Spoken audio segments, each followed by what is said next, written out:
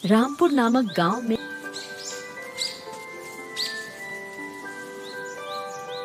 सीता नाम की एक मेहनती महिला अपने छोटे बेटे रामू के साथ रहती थी। इधर आओ मेरा प्यारा बच्चा। समय बीतता गया और सीता बूढ़ी हो गई। रामू भी अब जवान हो चुका था। रात हो गई, रामू अब तक नहीं लौटा। मेरी प्यारी माँ, मैं आ गया। कितना चिंता लेती हो? इस उम्र में आराम चाहिए। माँ बेटे मिलकर मेहनत करते और खुशी खुशी अपना जीवन बिताते थे। भले ही साधन कम थे। एक दिन गांव में भयंकर सूखा पड़ गया। खेत खलिहान बर्बाद हो गए। गांव के सभी नौजवान शहर की ओर पलायन करने लगे, लेकिन रामू अपनी माँ को अकेला छोड़कर जाना नहीं चाहता था। ऐसी हालत में माँ को अकेला छोड़कर कैसे जाऊं? भूख से बेहाल होकर उसे गांव छोड़ने का फैसला करना पड़ा। जाते समय उसकी माँ ने एक पुरानी बांसुरी देते हुए कहा, मेरे पास देने के लिए कुछ नहीं है बेटा, लेकिन ये तुम्हारे काम आ सकती है। रामू काम की तलाश में चल पड़ा। कई मील पैदल चलने के बाद रात के समय ठंड बढ़ने लगी।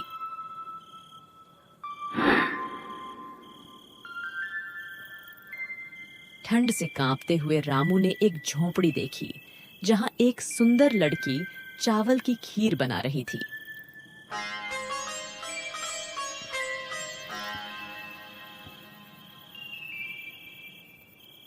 रामू ने रात भर रुकने की अनुमति मांगी। क्या आज रात के लिए मैं यहाँ रह सकता हूँ? लेकिन लड़की ने कोई जवाब नहीं दिया। तभी एक बूढ़ी औरत एक पिंजरे में बंद तोते के साथ वहां प्रकट हुई। बूढ़ी औरत ने बताया कि लड़की का नाम रामाया है और वह गूंगी है।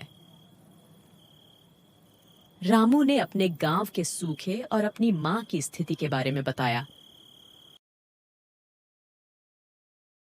बूढ़ी औरत ने रामाया को रामू को खीर परोसने का आदेश दिया।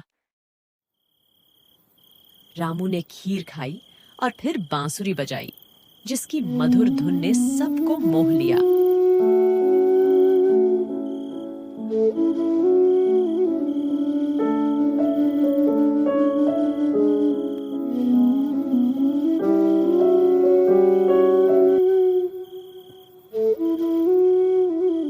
बूढ़ी औरत ने कहा, तुम मेरे भैंसों की देखभाल कर सकते हो।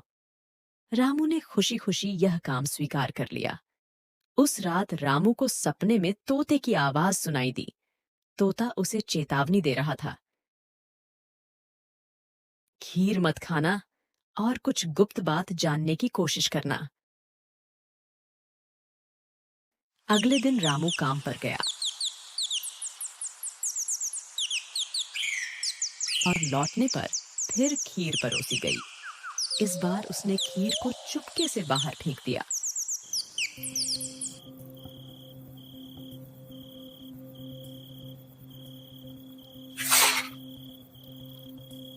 रात में तोता रामू के पास आया और बताया कि बूढ़ी औरत दरअसल एक चुड़ैल है और उसने रामाया की आवाज को अपने जादू से कैद कर रखा है।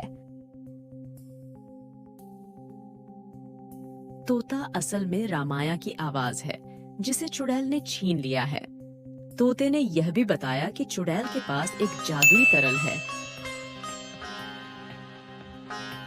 हर चीज बदल सकता है और उसके कमरे में खजाना और ढेर सारा भोजन छिपा हुआ है। तोते ने रामू से कहा, अगर तुम हिम्मत और चतुराई से काम करोगे तो सब ठीक हो सकता है, लेकिन मुझे पिंजरे से आजाद करना मत भूलना। रामू ने साहस जुटाया और आधी रात को चुड़ैल के कमरे में घुस गया। उसने देखा कि चुड़ैल जादुई क्रियाएं कर रही है। आज तो मैं उस बेचारी रमाया की आवाज आजाद करूंगा और उस बूढ़ी चुड़ैल को नहीं छोड़ूंगा। रामू ने चुड़ैल की आंखें, जो एक कचौरी में रखा हुआ था, एक काले कपड़े से ढक दिया। मुझे किसने गुस्सा दिलाने की कोशिश की? और उसकी छोटी को खाट के पायों से बांध दिया। चुड़ैल अब न तो हिल सकती थी और न देख सकती थी। इसके बाद रामू ने पिंजरे से तोते को आजाद कर दिया। जैसे ही तोता बाहर निकला, रामाया की आवाज लौट आई। देखो देखो रामू, मैं बोल सकती हूँ। रामाया ने बताया कि वह बचपन से ही चुड़ैल की कैद में थी और अब उसका कोई ठिकाना नहीं है। रामू ने रामाया को अपने गांव चलने का आग्रह किया। रामू ने खजाने और भोजन को इकट्ठा किया। अरे अरे, ये बग्घी तो खुद चल रही है। रामू, ये जादुई तरल भी लो।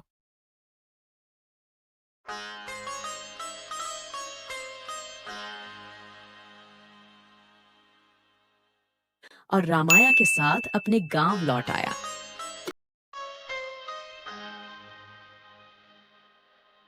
गांव पहुंचकर उसने जादुई तरल को खेतों में छिड़का। देखते ही देखते सूखी बंजर जमीन हरी भरी हो गई।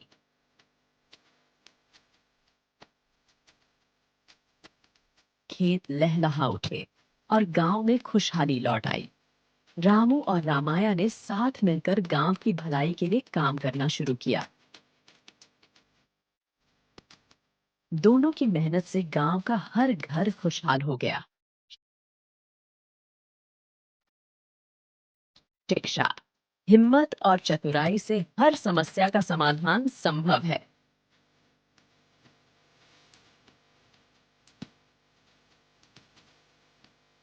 दूसरों की भलाई का विचार करने से हमेशा सुख मिलता है।